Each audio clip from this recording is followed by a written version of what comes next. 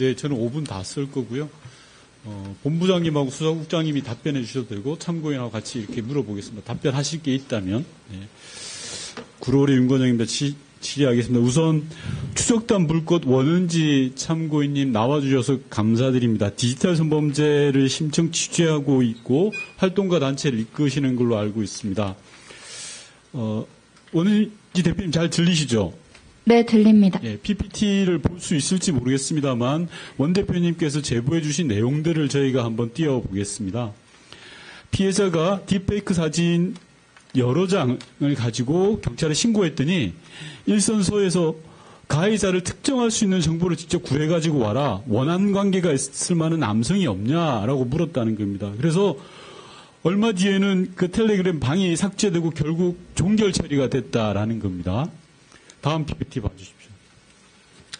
딥페이크 피해 교사가 증거물을 들고 경찰에 직접 신고를 했더니 경찰에서는 인천 계양서에서는 딥페이크 텔레그램 공조 수사밖에 답이 없다라고 했다는 겁니다. 그래서 결국 피해자가 직접 보고서를 작성해서 사건을 접수했다고 합니다. 청장님, 이게 지금 일선의 딥페이크 관련된 수사 실태입니다. 혹시 이런 상황들에 대해서는 좀 아시나요, 청장님? 이런 보고를 몇 번 받은 것 같습니다. 예, 다음 PPT 봐주십시오. 수사관이 텔레그램 단톡방의 위장 잠입 수사를 시도하면 그 텔레그램을 운영하는 사람이 이렇게 이야기한답니다. 니네 한국사 진도 어디까지 나갔어? 라고 말하는 거죠. 그럼 수사관이 그 답을 못하면 강퇴당합니다. 쫓겨납니다. 그러니까 수사가 실패할 수밖에 없죠. 이런 상황이 현재 상황입니다. 다음 PPT 봐주십시오. 피해자가 본인 얼굴 사진에 남성의 체액이 뿌려진 합성된 사진을 신고를 했습니다. 그랬더니 담당 경찰관이 야, 얼굴에 뿌려진 게 체액인데 어떻게 하냐? 가져가라. 라는 식으로 이야기를 했다는 겁니다. 이건 뭐냐고 하면 이 텔레그램 방에서 유행하고 있는 지인 능력이라는 이런 디지털 성범죄 유형을 전혀 몰랐던 겁니다. 담당 수사관이. 이만큼 디지털 성범죄와 관련해서 수사 실태를 제가 대표적인 것만 좀 보여줬는데요. 현장과 너무나 큰 차이가 있습니다. 원은지 대표님, 제가 말씀드렸던 거에 보충하실 거 있으면 좀 더 보충해 주십시오. 네. 5년 전부터 이 지인 능욕이라고 불려왔던 현재 딥페이크 성범죄로 알려져 있는 사건들의 피해자에게 제보를 받아왔습니다. 근데 한 피해자는 2019년도에 수사관으로부터 이 텔레그램이라 수사 협조가 어렵다. 그러니 이 피해물이 올라온 것을 삭제 조치라도 하자. 너가 직접 방송통신심의위원회에 연락해서 지워라. 라고 했습니다. 그리고 5년이 흘렀고요. 지금도 수사기관에서는 피해자들에게 텔레그램은 수사협조 안 된다. 지금 자료로 아무것도 못한다.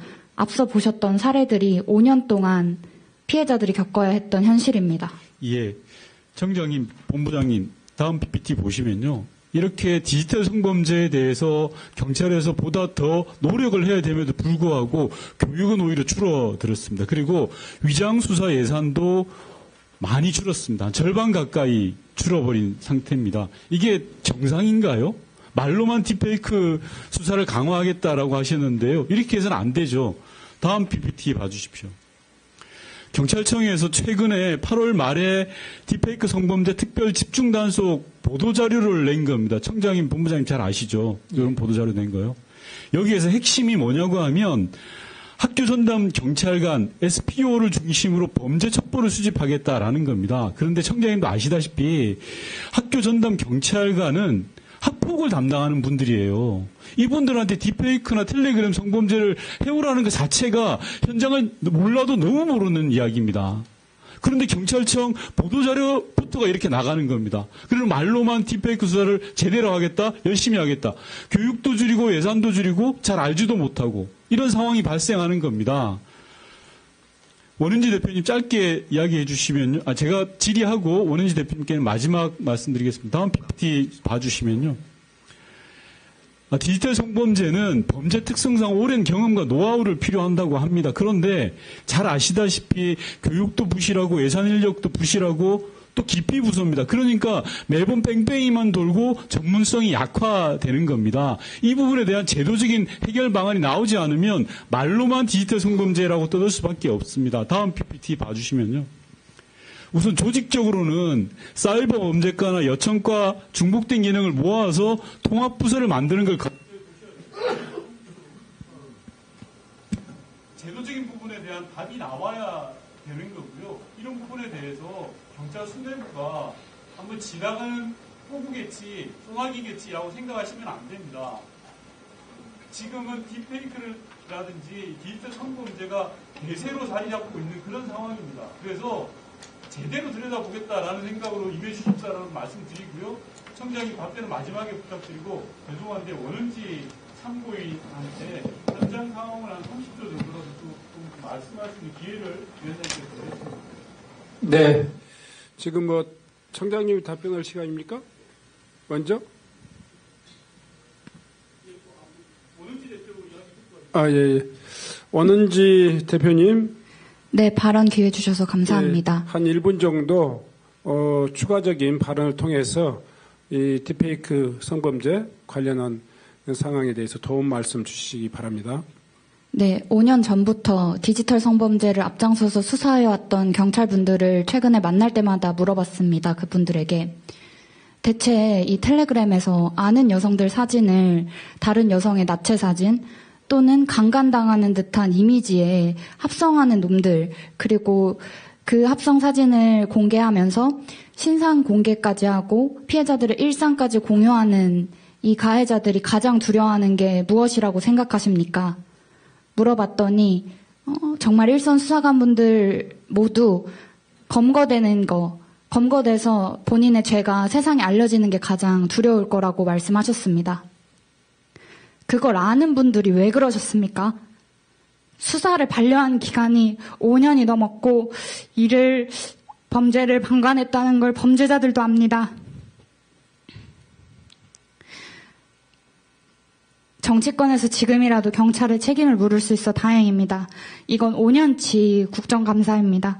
5년 전에 이 자리에서 텔레그램이 수사 협조 안 된다라고 하는 경찰관들, 지금 자료로 아무것도 못하니까 피해자에게 직접 초동수사 해오라고 했던 경찰관들 질의했으면 서울대 사건, 인하대 사건, 초중고 딥페이크 사건들, 피해자들의 원통함이 조금이라도 나아졌을까요? 딱 하나만 부탁드립니다. 민원 창구에서 피해자분들 받는 수사관분들의 전문성, 그리고 진심, 의지, 이런 것들 고취시켜 주시길 바랍니다. 감사합니다. 네, 수고하셨습니다. 여기에 대해서 뭐 종합적인 답변 한 30초만 청장께서 해주시기 바랍니다. 참고인의 어려운 그 발걸음에 무거운 이야기를 제가 심각하게 받아들이겠습니다. 그리고 현장에 초기에 접수하는 직원들의 어떤 그런 전문성이라든지 이런 거에 대해서는 개선을 하도록 하겠습니다. 그리고 우리 원은지 장고인께서도 서울대 N번방의 경우에는 사실 텔레그램 쪽은 저희들이 수사하기가 좀 어렵습니다. 아까 존경하는 윤건영 의원님 지적해 주셨다시피 위장 수사를 해야 되는데 성인에 대한 성착취물은 위장 수사가 지금 현행법상 안 되고 있습니다. 그래서 제가 보고받기로는 서울대 N번방 사건도 경찰이 강제 퇴거 당하고 나서 우리 원인지 참고인이 경찰에 협조해서 계속해서 그 증거를 수집했고 그 결과 이제 진범을 검거할 수 있었다고 제가 보고를 받았는데 저는 이 제도적으로 청소년에 대한 성착취물뿐만 아니라 성인에 대한 성착취물도 경찰이 위장 수사를 할 수 있는 제도적인 길을 좀 터줘야 된다. 그리고 우리 경찰이 그런 제도적인 길이 있음에도 불구하고 제대로 못하면 정말 비난을 온몸으로 감수하고 제가 어떻게든 해보겠습니다. 경찰이 열심히 하는 거는 제가 책임질 테니까 우리 제도적인 좀 길도 열어주시기를 부탁을 드리겠습니다. 네, 수고하셨습니다.